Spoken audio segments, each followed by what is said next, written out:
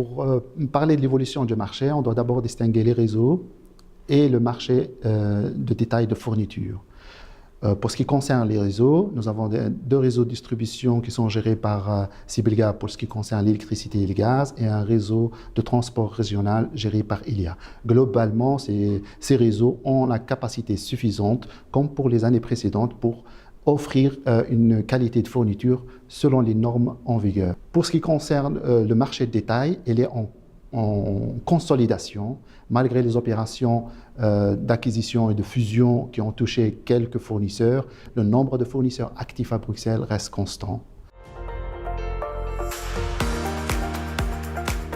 D'abord, il faut rappeler que dans un marché de la flexibilité, le client valorise sa capacité à moduler sa consommation ou sa production en fonction des signaux extérieurs de prix. Pour cela, il faut disposer d'un compteur intelligent. C'est pourquoi, actuellement, ce marché est réservé uniquement aux gros clients qui disposent d'un compteur AMR, c'est-à-dire à relevé de courbe de charge. Pour définir le cadre légal pour ce marché de la flexibilité, Bruxelles a publié un avis dans lequel on recommande au gouvernement d'établir une licence de fourniture pour les services de flexibilité et de définir dans le cadre légal les rôles et les responsabilités de chaque acteur.